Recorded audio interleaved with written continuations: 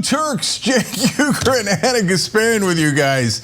I fear that you've stumbled onto a very good show. That's my fear. Let's see how it plays out. Okay? I'm in a party mood. You know what? So am I. Later, we wrestle with alligators. We talk about American heroes. We don't actually physically wrestle with alligators, but we show you people who do. Literally. Abbott is wrestling with COVID. We're gonna explain that in a second. So lots of news from all across the world. And we're gonna do it with a smile on our faces, sometimes with a good deal of rage. Welcome to the Young Turks. All right, Casper. Well, why don't we start off with that story about Texas Governor Greg Abbott. Greg Abbott, the governor of Texas, has tested positive for coronavirus. Now, this is a story that just broke, and it turns out. I'm kidding. I was doing this. Kidding, he's vaccinated. He's gonna be okay. You interrupted the lead, Jake. I did. The lead with Jake Tapper. No, that I would like to interrupt. Okay. We're having. He's vaccinated, guys. He's vaccinated. He's gonna be okay. Jake Tapper? How do you know? No, Abbott. Oh, okay. And apparently Costello. All right, go ahead. Should we wrap that up? Like, okay. No, keep going. Texas Governor Greg Abbott has tested positive for coronavirus. What is wrong with you? Why are you laughing? Sorry. What's going on? Sorry. He's my boss, everybody. No, he's vaccinated. He's vaccinated. It's okay. Yes. Okay. I'm not even gonna try it again. Go. Okay. Comment. So listen, guys. This is a guy who said, no mask mandate, I won't have it. We just told you, I think yesterday on the show, about how the folks running the Dallas school board are saying, no, wait a minute. This is a real health concern for our kids, for our teachers, for everybody, right? And we want kids to be masked up. In fact, later in the program, we've got stats on kids getting it at much higher rates now. It's really scary for parents. I've got personal stories about that. Now 15% of the people hospitalized are kids. This is like really a bad situation. And Abbott in Texas was like, no, you are not allowed to mandate that, okay? And if some parents want to have the other parents, get endangered through their kids and have the kids endangered, well, I'm here for it, right? Well, now COVID's here for you, right? So I'm not celebrating that Abbott has COVID. I'm also not shedding a tear. I mean, if you're an anti-vaxxer or in this case, he did get vaccinated. And isn't it curious? I'll just note this too. The Republican leaders will, when Lindsey Graham gets it, when Greg Abbott gets it, when all these guys get it, you find out, oh, they're vaccinated. Meanwhile, though, they're like, oh, the mask, the vaccines, I don't know about that, guys. I mean, come on, be dumb, don't listen to the doctors. Oh, me, I'm elite, I already took it, right? But it's the reason why that happens is because they understand that if you're, let's say, a commentator or a pundit, if you have a podcast, there's a market for the anti-vax, anti-mask community, clearly. And for politicians like Governor Greg Abbott, while he might be taking all the necessary precautions to ensure that he's not hospitalized and he doesn't die from this pandemic, he will pander to the conservative base in Texas, tell them what they want to hear for his own political future. That's really what it's about. 100%. So this story, I mean, it's funny that we came into it kind of in like a joking mood, and understand the reason why is because we know that he's gonna be fine. He has no symptoms, but he does get tested for COVID on a regular basis. So he took a test, he realized that he tested positive, and his office released a statement. So let me give you the details on that. They write that Governor Greg Abbott today tested positive for COVID-19. The governor has been testing daily, and today was the first positive test result. The governor will isolate in the governor's mansion and continue to test daily. Governor Abbott is receiving Regeneron's monoclonal antibody treatment, which is kind of strange because they claim that he doesn't have any type of like severe symptom, right? Yeah, I don't know. Yeah, I don't know the medicine behind that. It might be that you give that even in the case where the person doesn't have symptoms, or it might be that you give that in the case where the person is the governor. If you're a regular citizen of Texas, I don't know that they give that to you or suggest that for you. But when you're the governor, you get special treatment while you tell the masses, don't wear masks, idiots, and then vote for me, dummies. And look, the problem is he was able to get vaccinated. He's fully vaccinated, which is why In the second half of the statement, they say that Governor Abbott is fully vaccinated against COVID-19, in good health, and currently experiencing no symptoms. That's the way the vaccine works. You might have a breakthrough infection, but the likelihood of you being hospitalized or dying from coronavirus is very, very slim. It's very unlikely for that to happen. Yeah, right? that's why, again, we joke around, because 99.99% of the deaths are from the unvaccinated. But my point is, Cenk, that kids can't get vaccinated yet. That's right. Right? That's so while he's implementing a ban on mask mandates to prevent schools from implementing mask mandates, he's putting children at risk. And he doesn't care. He doesn't care. That's the issue. From the very beginning of this pandemic, both Governor Greg Abbott of Texas and Lieutenant Governor Dan Patrick of Texas have proven over and over again that they do not care about the well-being of their own constituents in their very state. 100%. I don't know if we have that amazing map of the. We do. Yeah, so I want to show that to you guys, because so this is where the ICU beds are nearly full. Yes, and the ones that are obviously darker red are the ones where they are more full. Gee, I wonder if you could spot a pattern. Can you spot a pattern anywhere? Oh, right, those are all the red states. Those are Florida and Texas and Alabama, et cetera. All the places where they said do not take precautions. And now their hospitals are overflowing, including with their own governors. So that leads me to two questions for you guys, because he was totally willing to play with other people's lives. And we're fair, objective, and we'll give you the facts. So he did say he took the vaccine earlier, right? And he did encourage people to take the vaccine in a couple of statements, okay? But then he turns around and says, oh, freedom, freedom. I mean, if you don't want to take it, don't take it. If you don't want to wear the mask, don't wear the mask. And in fact, if the schools say the kids shouldn't wear the mask, no, I'm going to endanger your kids. And I'm not going to let the school make that decision. That's why his hospital beds are overflowing. So that leads to my question. If we had more time, the news broke right before we got on air, we would have done a poll question on it. But like, are we, and this is funny because I'm mainly asking conservatives, do you expect us to have sympathy for him? I mean, I don't. Right now I have none, zero. But even if things took a turn for the worse and he got really sick, am I supposed to have sympathy for him? I don't know. I'm a big believer in eye for an eye. Because honestly, his behavior and his irresponsible communication on this pandemic has led to all sorts of people not only getting sick and getting hospitalized, but dying, right? And did he have any sympathy for those people? Yeah, no. No, zero sympathy, zero. He doesn't care about anyone other than himself. He's worried about getting primaried from the right by Alan West. So he's become more and more extreme in his positions. The man has no guiding principles. The only thing he cares about, much like Donald Trump, much like many politicians, to be quite honest with you, in politics today, only cares about himself. That's it. So the people who would say like, oh man, it's your freedom, I don't want no goddamn vaccine, man, I want to smear it all over myself, I'm awesome. And then when Abbott has COVID and we go, oh, okay, I guess it is what it is. They're like, how could you? You're serious? I mean, are you joking? So no, right now I have zero sympathy for Abbott, and he can go cry about it. I don't care at all, okay? And by the way, mainstream media, if you want to cry about it, I don't care about that either. Like, oh no, the poor Republican governor, he's an elite, he's powerful. Just because he led to the deaths of so many people in Texas that didn't need to die. But he's an elite, oh my God, you have to have sympathy for him. No, I don't care about him. I care a lot more about the people he tricked in Texas who didn't wear masks and got COVID because of it and died. That I care about a lot. And look, in terms of, how he'll be, it appears like we've said before, if you're vaccinated, you're gonna be fine. But if he goes to the hospital though, if it is a rare case where he has to go to the hospital, I gotta ask a second question. Should we let him?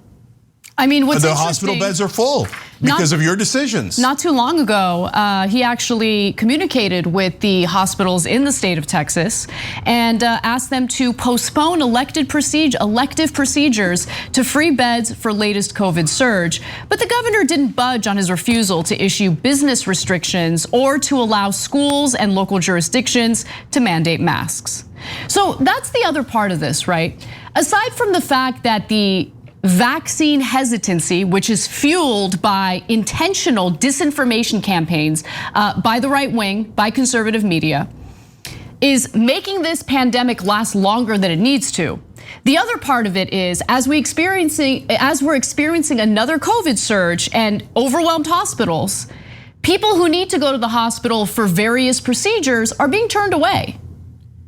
Do you guys understand how unbelievably irresponsible, selfish, and entitled that is? There was a video recently of a middle-aged man who was furious because his wife, who has cancer, was turned away from the hospital. Yeah. Because she needed treatment, but they didn't have room for her. They didn't have enough hospital beds. That's the irresponsible garbage that we're dealing with right now. People who feel so entitled to act in whatever way they want in regard to a public health issue. And then, of course, if they get sick, if they need to be hospitalized, of course hospitals are gonna take them in. But understand that every time they reserve a hospital bed for something that could have been prevented, someone who desperately needs that hospital bed for some other procedure that they desperately need, they get turned away. It's just, I'm so honestly embarrassed by this country right now. Fully embarrassed. Yeah, look, if Abbott discouraged people from wearing masks, even though all the doctors in the country say to do that, and so he doesn't believe in doctors. So I don't know why he's taking the Regeneron medicine, and he's taking any medicine, and he's taking any precautions. You don't believe in doctors, and you don't believe in science, and you don't believe in medicine. So why don't you go rub some herbs all over yourself, or whatever you do? I don't know if you believe in that. I drink more beer, eat a steak, do whatever, eat ribs. I don't care. But don't use our medicine if you don't believe in it. Don't use our doctors if you don't believe in it. Or Greg Abbott, is it that you don't mind your own citizens dying because you're lying to them about trusting doctors? But when your ass is on the line, all of a sudden, doctors, where are you? Where's my medicine? Oh my God, it affects me. Oh, I'm so important. Hey, everybody in the media, go yell at the Young Turks because they said something mean about a governor, okay? Pretend they're the bad guys while I'm killing people in Texas with my negligence. By the way, Texas is 35th out of the 50 states in terms of people who have been fully vaccinated. Just as a comparison, California sits at 18, number 18 on that list, and about 45% of Texans are fully vaccinated, which is below the national average. So, I don't think that this necessarily says something about the people of Texas. I think it says a lot about the leadership in Texas, or lack of leadership in Texas. And now they have a governor who has tested positive for COVID after implementing a ban on mask mandates. It's just unbelievable. All right, you ready for the next story? I'm ready. Let's do it. Hospitals are overwhelmed by incoming patients as rescue workers search for survivors under mounds of concrete and debris. In the destruction, there are brief moments of hope, like this woman and a young boy being rescued from the rubble of a toppled building. Haiti's prime minister has declared a state of emergency in the country after a 7.2 magnitude earthquake hit the country over the weekend.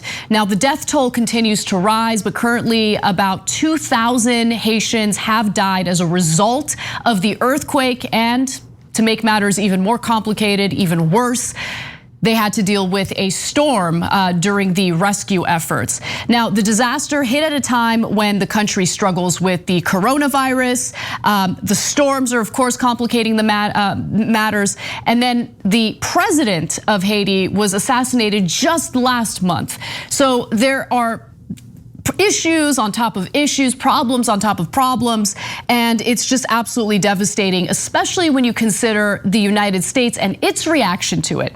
Now, while the Biden administration has certainly offered to provide some assistance to Haiti, it's clearly not enough, and what further compounds the issue is the fact that the Biden administration continues to deport Haitians to Haiti in the middle of this chaotic disaster. Cenk. Yeah, look, we give credit where credit is due and we criticize where it's due. And I tell you that all the time because almost no one else does it, right? So Biden good or Biden bad? Well, it doesn't work like that. I agree with the withdrawal from Afghanistan, and I would defend him against a lot of those critiques, which are largely driven by neoconservatives that are still in the mainstream media. But when it comes to Haiti, are you kidding me? You're gonna turn those people back and send them to literally a disaster zone. Look, one of the areas is so hard hit that they're having trouble reaching it, not only because of the chaos and the anarchy, and then were gangs there previously, although the gangs is so bad, the gangs have called a truce, saying we got to get medicine to everybody, right? But one of the bridges is down. So they just literally cannot get to those people who are trapped in that area of Haiti. And it's heartbreaking, and every minute and it counts, every hour counts, and more people are dying and in danger, right? Meanwhile, we're loading up planes full of people and sending them back to Haiti. It's crazy. No, you can't do that, man. And look, Biden's team, I don't think they're ever gonna get it. They keep looking for credit from the right wing. And they're never gonna get it. You're never gonna get credit from the right wing. How silly are you? So you know they criticize you for how dare you withdraw from Afghanistan when Trump was withdrawing from Afghanistan and bragging about it, right? And they say, oh, I can't believe he's not taking care of our allies in Afghanistan. And then they turn around and say, can you believe he's bringing our allies from Afghanistan into America as refugees? They're never gonna give you credit. Get your head out of you know where, okay? So what does that mean? That means actually do the right thing, be a decent human being. And by the way, you might get credit from your actual voters, from your base and from independents who see you as a decent person. But you're not gonna get that credit if you're sending people back into the middle of an absolute epic disaster in Haiti. By the way, Haiti also one of the lowest vaccination rates, well, the lowest vaccination rate in the entire Western Hemisphere. Why? Because they're really poor. So the vaccine isn't reaching them. They have infrastructure problems. Yep. They have health care problems, etc. So don't do it. Don't send them back. But we're doing it as we speak. Exactly. Let's go to the last two graphics here because Democracy Now! Reported on this, and they say that last week alone, at least 2 deportation flights departed from Texas to Haiti with some 130 asylum seekers, including children. And so this is a continuation of Trump-era policy regarding asylum seekers. What the Biden administration has decided to do was basically refuse to end Trump's policy of citing the coronavirus pandemic for why all asylum seekers will be turned back, deported immediately. I think that that's the wrong way to handle the situation, especially when Biden himself campaigned as someone who was far more humane than Donald Trump was toward immigrants. Also, the co-founder of the Haitian Bridge Alliance argues that, how can the United States government deport anyone to Haiti right now? How do you think so little of Haitian lives, deporting children and babies in the middle of the chaos? This is a clear example of external violence that continues to deepen the instability in Haiti. And I completely agree with that statement, especially right now, given all of the devastation that Haitians are dealing with right now. The Biden administration should take a stand and lead from a place of strength, as opposed to taking the cowardly route of trying to appease the right wing, which will never be appeased. The right wing has moved so far to the right that it doesn't matter what's happening in Haiti. They want everyone deported, even if it's children who are being deported to Haiti. They're not going to give you credit for it though, so move on and lead from a place of strength. And we're just not seeing that when it comes to the topic of immigration from Joe Biden's administration. I mean, what does Biden want? Does he want Tucker Carlson to do a segment saying Joe Biden is kicking out these black kids from the country and sending them back into a disaster area?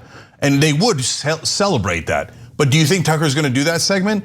And would you be happy if he did? Oh, congratulations on your discriminatory, anti-immigrant, anti-American policy. Is that what you want? Is that the credit you want? No, just please gather up some courage if you believe in doing the right thing. Or if you think, hey, you know what? I don't really care about them. I just wanna get rid of them. Well, okay, well that is what you're doing. Let's just be honest about it. All right, let's take a break. When we come back, it appears that the right wing in America actually wants to have a little bit of a love affair with the Taliban. We'll give you the details on that and more when we return.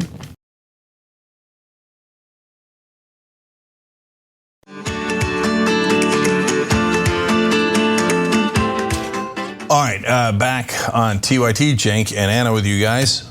Forward.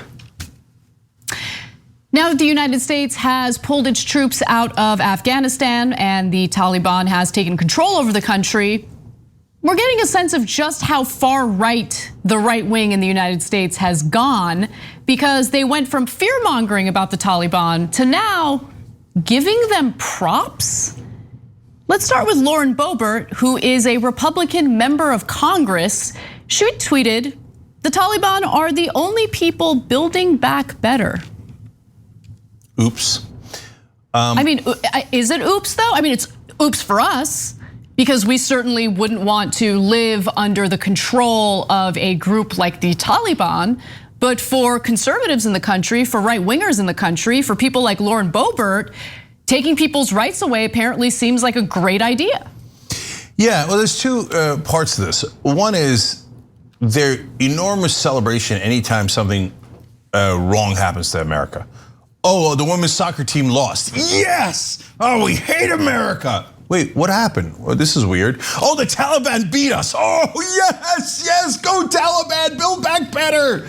Now, right-wingers are like, oh, she's joking. Is she? No, she's not. Okay, and even is she then allowed to joke about our other enemies? Like, go ISIS, Nazis, build back better, we believe in you. Is that okay? I mean, here she is cheerleading for the Taliban. Now, that which leads to the second part. Well, do they really disagree? I mean, Taliban is against all the things they're against abortion, against vaccines, against science, against doctors, against women's rights, against abortion. Right. I mean, it say any like, and in fact, that's going to lead to some of the others. And then I want to come back to Boebert. Yeah, and let me be clear about something. I see a very significant problem with avoiding valid criticism of any given government or any given group in the name of preventing US imperialism, right? So I think that you can be against the United States occupying a country like Afghanistan. So I'm very much in favor of the troop withdrawal, and simultaneously acknowledge the fact that the Taliban is not a wonderful group that we would want to live under, especially considering the brutality that they've used against certain groups of people who don't follow along with their extremist views. So I just wanted to get that out of the way, but we do have other examples for you, including Nick Fuentes, who shared his thoughts about the Taliban. He argues that the Taliban is going to ban abortion, vaccines, and gay marriage. Maybe we were fighting on the wrong side for 20 years. There you go, that's perfect. Fundamentalists of a feather. Nailed it, no, you nailed it, that was got good. it, I'm here all week. Anyway, they're the same, that's the bottom line, right? They flock together or something like that. So that's a white nationalist, and he thinks like, I love fundamentalism. Oh, the Taliban, man, maybe we're on the wrong side. Maybe we should be on the side with the Taliban. I mean, how is that for deeply ironic? And he's not joking. I mean, he is against all of those positions, and he is saying like, oh, maybe they got a point.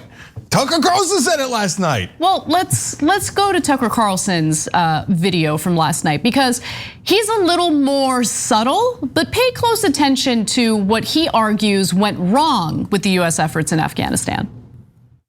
Over the past 20 years, for example, Congress has allocated close to $1 billion to export academic feminism to Afghanistan. Where'd that money go? Well, it went to programs like a 2-year master's degree in gender and women's studies offered at Kabul University, something Afghans apparently never knew they needed. Another US government effort, meanwhile, funded, quote, activities that educate and engage Afghan men and boys to challenge gender stereotypes. Right, they weren't doing that enough. And of course, always and everywhere, our leaders enforced the most American of all cultural exports, affirmative action. American-funded gender advisors demanded that women compromise at least 10% of the Afghan National Army and a still larger proportion of that country's political leadership. Thanks to American-imposed gender quotas, dozens of women ultimately were installed as representatives in Afghan's parliament. How'd that work? Well, the whole thing was a sham, as always. In fact, many of these new female legislators had never been to the provinces they claimed to represent. Almost nobody in Afghanistan liked any of this, by the way, and why would they? As one USAID official conceded in a classified report, quote, focusing on gender made things more unstable because it caused revolts. It caused revolts. But officials kept doing it. They kept pushing radical gender politics anyway because they could, because they were in charge of these Stone Age people they were going to educate.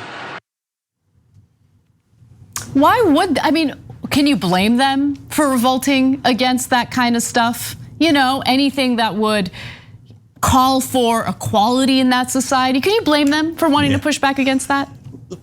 So a lot of people that are decent human beings look at the situation in Afghanistan and go, well, look, obviously the military occupation didn't work. We stayed there 20 years and we got nothing. And the minute we leave, it turns out, no, the Afghan military was a joke, the government was a joke. It had no popular support, right? But our hearts break for the women there that are gonna have to suffer under Taliban rule.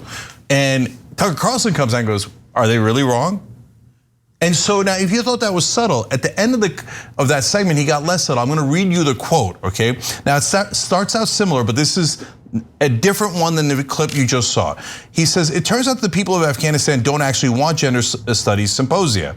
They didn't actually buy the idea that men can become pregnant.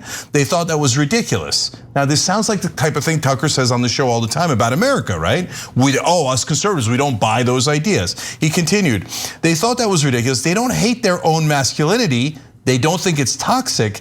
They like the patriarchy. Some of their women like it too. So now they're all getting it back. So maybe it's possible that we failed in Afghanistan because the entire neoliberal program is grotesque. Yeah, that's why we failed in Afghanistan. No, but guys, do you understand that quote?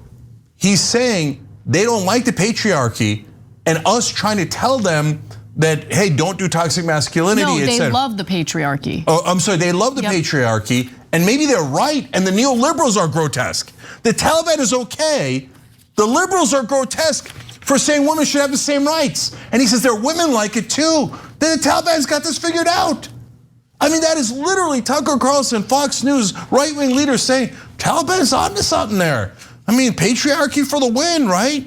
And all of those things are things that they complain about, the right wing in this country complains about in America.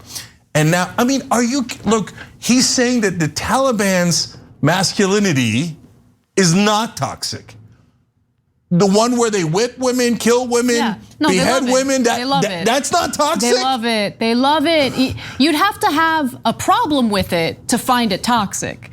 But the right wing in America has moved so far. I mean, look, the Overton window conversations get a little annoying. Let's just keep it, they devolved. They devolved even further than what we experienced during the Bush administration, which was pretty bad to begin with, right? During the Bush administration, it was nonstop fear mongering about the very groups that they're now applauding. The very groups that they want to model the right wing after in America. Like, think about how dire the situation is here within our own borders, where they feel emboldened enough to look at the Taliban and look at the extremists in other countries and say, you know what, maybe we've been fighting on the wrong side. Maybe this is great. Maybe we need to implement some of these policies here in the United States. But we've always known it, Cenk. We've always known it. It's always been bubbling up right beneath the surface for the right wing in America. It was certainly true in all of the policies that they pushed for. I mean, state after state, red state after red state. Look at the types of rollbacks they've done on reproductive rights for women, which, by the way, reproductive rights for women are health rights for women. Women get to decide what they do with their own bodies should they become pregnant.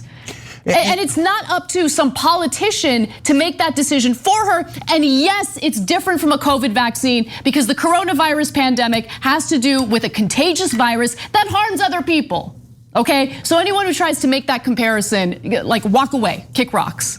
Go ahead. Yeah, and Anna, I've been calling them the American Taliban for over a decade now. And that's because we're logical and we can see the things that they're pushing for. Now, the mainstream media used to be pre-Trump, were their biggest offenders.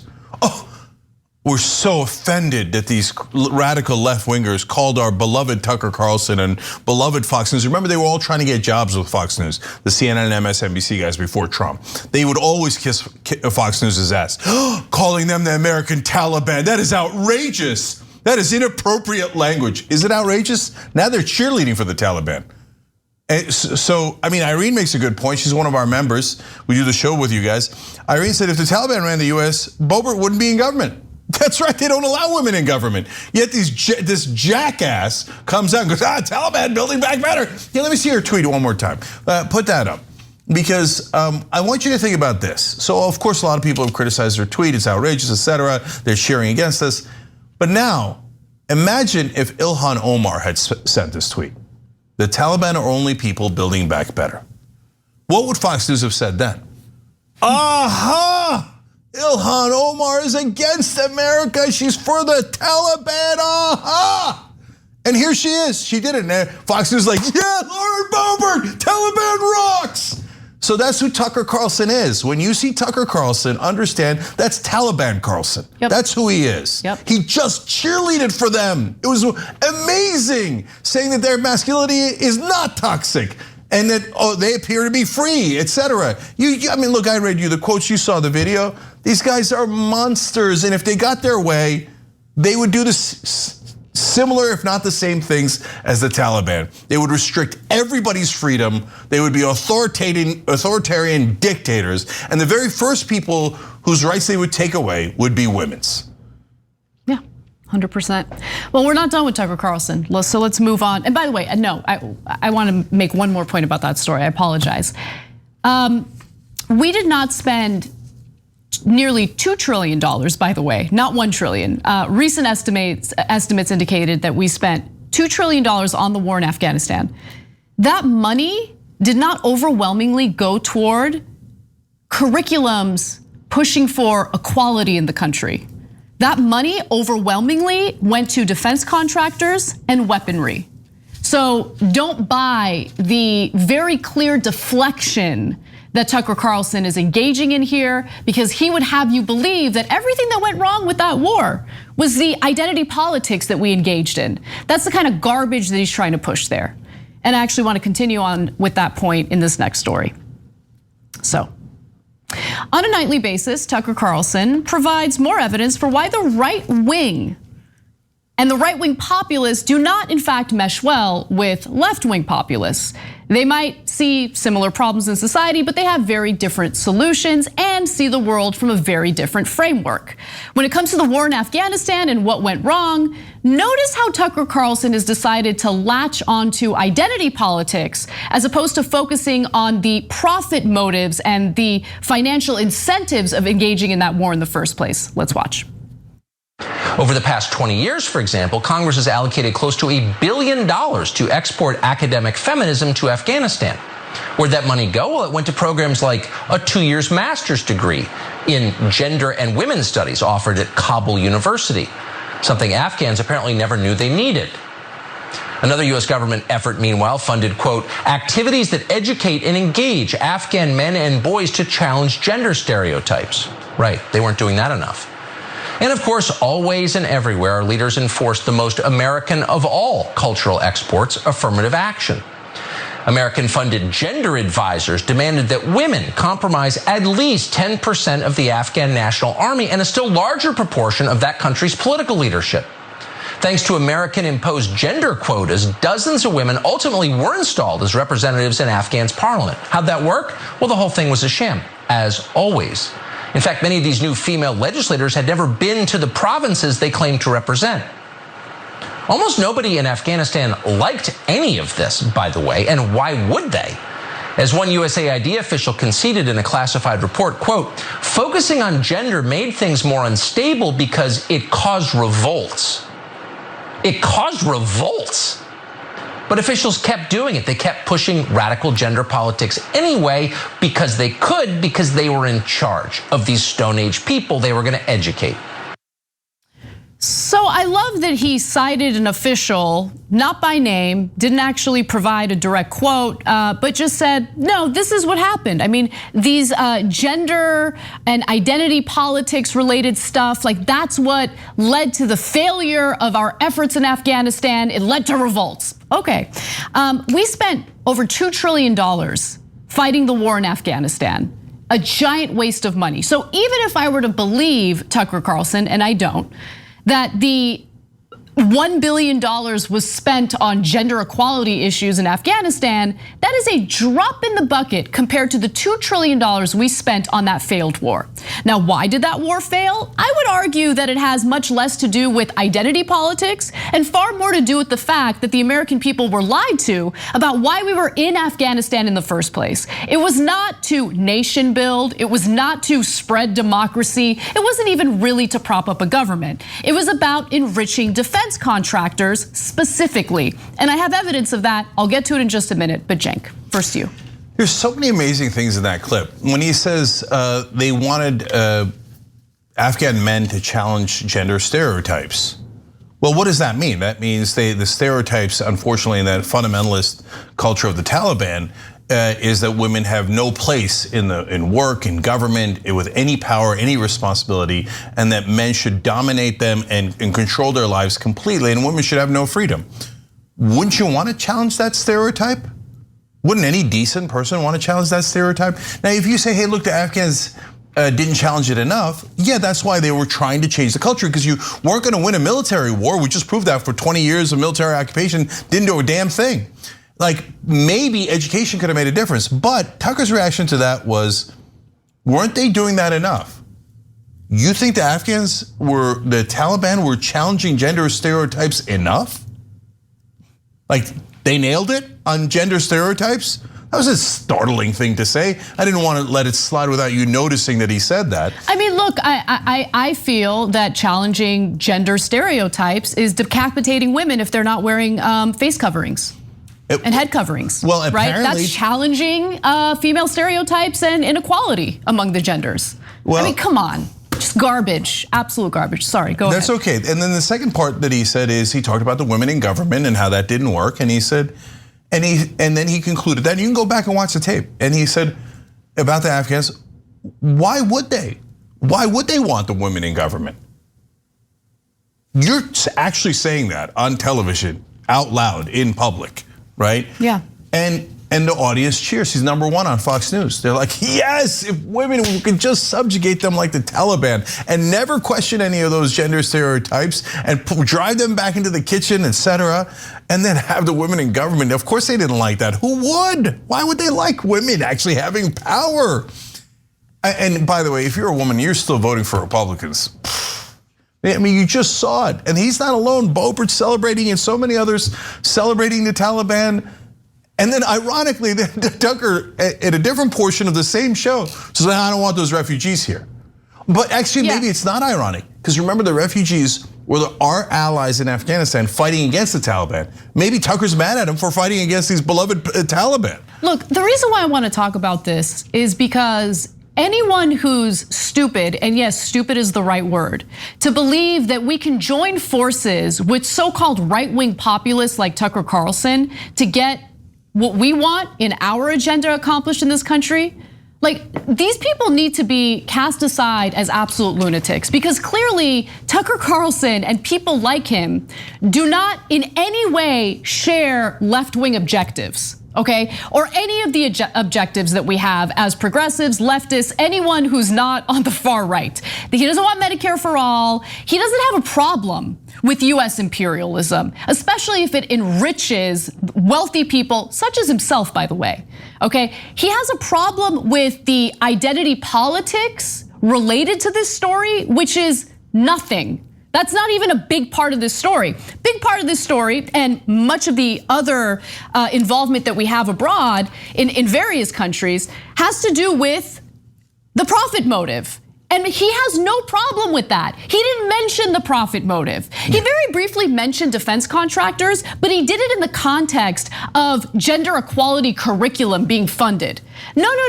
The defense contractors are being funded heavily by our money to carry out trainings of the very people who, by the way, turned around and joined the Taliban recently, right? The Afghan military, in the form of weaponry. Let me give you a few examples. The Intercept had a wonderful piece recently. This is the title of it.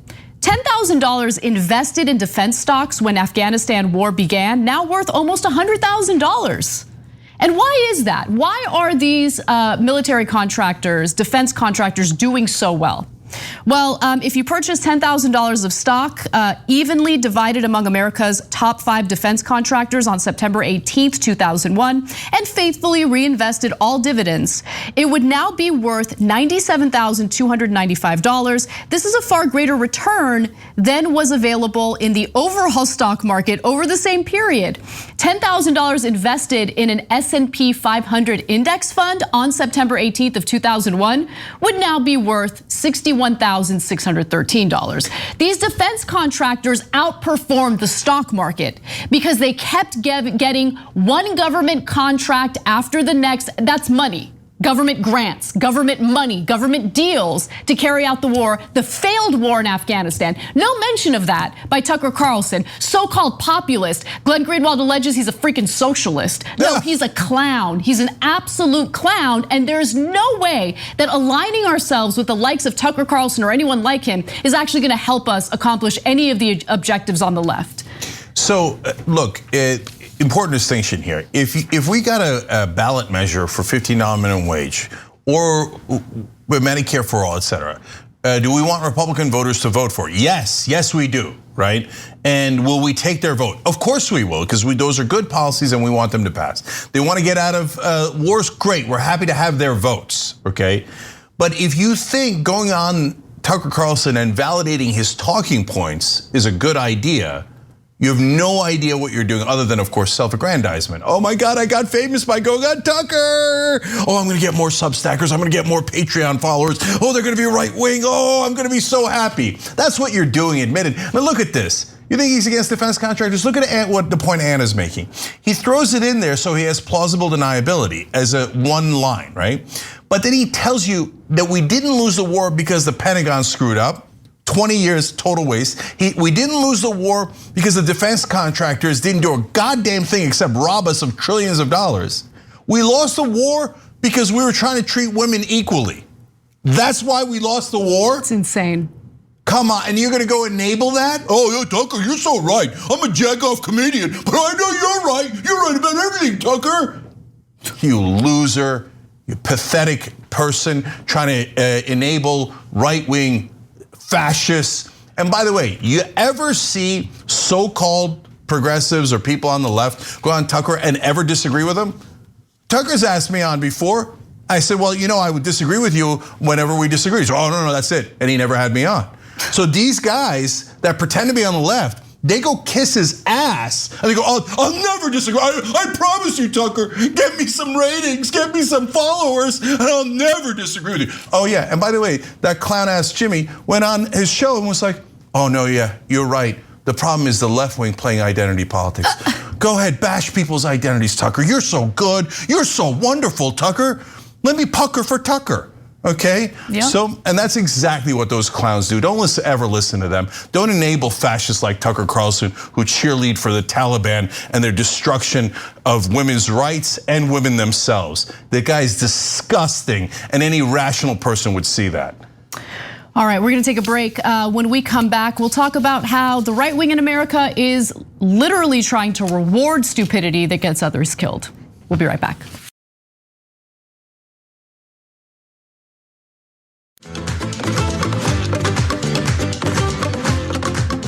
All right, back on TYT, Cenk and Anna with you guys. All right, Anna, take it away. All right. GOP lawmakers in the state of Wisconsin have been fighting for months to prematurely end unemployment benefits for unemployed people in the state. However, they're now calling for a specific exception. Individuals who refuse to get vaccinated should be able to collect unemployment benefits. Now, this is a proposal by Republican lawmakers in the state legislature, and it's unlikely to really go anywhere because the governor of Wisconsin has already said that he will veto it. But here are the details. Wisconsin GOP lawmakers are circulating a bill that would allow people who lose their jobs because they refuse to get that COVID-19 vaccination to collect unemployment benefits. The governor, Tony Evers, told the Milwaukee Journal Sentinel that he would veto the bill if it passes, but the GOP-controlled state legislature has been trying for months to block federal funds that increase the top unemployment payouts in the state from $370 to $670 a week, and fell just short of overriding Democratic Governor Tony Evers' veto of their bill to do just that in late July. Their argument is that the extra money is convincing people to stay home rather than look for work. So if you are an individual who has been laid off, if you work in the service industry and you're concerned about coronavirus, maybe you have some sort of health issue and you're terrified of the virus, you don't get to collect unemployment benefits, according to Republican lawmakers in that state. However, if you decide to be irresponsible, entitled, if you refuse to get the vaccine, which puts others at harm, in harm's way, well, you should be rewarded for that in the form of unemployment benefits. It's kind of amazing. Yeah, so the folks who got fired because of COVID did not have a choice. So, hey, you worked at a restaurant, the restaurant's not open anymore, they fired you, you're in a world of trouble, you gotta pay the mortgage or the rent, etc. And Republicans say, I don't care about you. I just want you back in whatever miserable working conditions you were in before, and because I need my corporate donors to pay me, and I work for them. So shut up and go back to work and work for less than what we pay you in unemployment, because corporations rule this country and they're my masters and I'm their servant, okay? That's what they say. But when someone makes a choice, I don't want to go back to work, man, because I don't want to be vaccinated. I want to spread the disease to everybody at work. I want to endanger all my coworkers. And the company goes, well, no, okay, we can't let you do that. But not because of a humanitarian reason, by the way, because it'll hurt productivity. Then more people will be sick, and then they'll have to, maybe shut down parts of a factory or a warehouse or an office, etc. That is the one time Republicans defy corporations. And they go, no. If you're choosing to be an idiot, you're one of us. If you're choosing to endanger other people, you're one of us. Like, if you care about no one else on planet Earth, I want to pay you money. Yep. If you got fired without any fault of your own, screw you. I don't give a goddamn about you. You're lazy. You're lazy, you're a bum, right? Oh, you don't want to work because you chose not to work, because you chose not to get vaccinated? You chose to put other people in danger? Then we love you and we want to give you more money. That's who the Republican Party is. Look, you would all know that if the mainstream media did their job right. Like, we wouldn't have to keep insisting and tell you the facts and like scream the facts at you. Everybody would know it if the mainstream media didn't fetishize 50-50. Well, I can't tell, right? No, I can tell. The Republicans are monsters. They are, and I mean, you're seeing it play out in many of the red states where all sorts of disinformation continues to be spread by right-wing lawmakers. Hospital beds are full in places like Florida and Texas, for instance. People who need to go to the hospital for various procedures that are not related to COVID are being turned away as a result of overwhelmed hospitals. Here's a map showing just that. So the dark red, dark orange areas indicate where the hospital or the intensive care unit beds are nearly full. And those are literally the most conservative areas in the whole country. That's right. Because they will not listen to logic or reason. And so, and they will not care about their fellow man if their life depended on it. And in this case, it literally does. They don't care about themselves or anyone around them. And the Republican Party goes, how can I reward you with cash for that? And I also want to just share a little snapshot of how COVID is impacting people in Wisconsin. So the state's COVID-19 case average is 1,104 new cases a day, up 40% from the week before, and an 11-fold increase from a month ago. And one way to prevent people from getting hospitalized and dying from this virus is to encourage them to get vaccinated. But instead, the Republican lawmakers in the state legislature in the state have decided to offer rewards. You don't want to get vaccinated, you want to stay at home, you want to get fired from your job because you refuse to get vaccinated, we'll give you unemployment. But everyone else, regardless of their situation, they don't deserve it. Okay. Yeah, so by the way, of those, some percentage will of course die, and almost everyone dying is unvaccinated. And instead of discouraging that, Republicans are literally trying to encourage that. So look, I don't want to insult the voters too much, but you're choosing to be, let's put it this way, in the party that celebrates ignorance and harming other people for your own selfish reasons. But in this case, at a bare minimum, can you just own your hashtag freedom? We're giving you the freedom. Nobody's making you take the vaccine, right? And nobody's making you wear a mask. But you can't say, I don't want to do either one of those things, and I want to go endanger other people at work. Well, They didn't choose that. So they're saying, no, I don't want you to endanger me. So, okay, that's fine, you made your choice, that's your freedom. But then don't come crying to us and say, now I want money. No, you chose to get fired. You don't get to say, then I want money for this. And by the way, don't give it to the guy who got fired without having a choice. Oh, come on, man, bounds of reason, but they don't have any bounds of reason because they don't believe in reason. And remember, there are exemptions for religious reasons. So there are already loopholes that people can take advantage of, but it's not good enough. If you want to be difficult and you want to refuse the vaccine, again, according to these Republican lawmakers, you're the good guy. And look, they're pandering to them as well, right? Because this is a political move more than anything else. They're rewarding the behavior because they know doing so panders to right-wing voters that they're trying to cater to. That's what this is all about. Doesn't matter how many people are gonna die. This is just a calculation. It's a very clear calculation based on political aspirations and self-preservation for these lawmakers. That's it. All right, we got to take a break. That does it for our first hour. But when we come back, we have a banana second hour for you, including my favorite story. What is your favorite story? It's the one where right wing has a new theory that if you don't get vaccinated, it's so good. It's so good. That some parts of your sexual organs are going to be more valuable. They think they're a hot commodity. Hot. No, it's so funny. It's so ridiculous. It takes a tragedy and turns it into a farce. Okay, so you're gonna love that. Come back.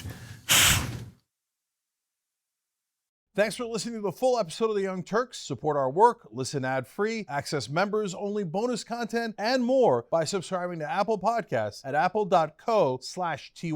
I'm your host, Cenk Uygur, and I'll see you soon.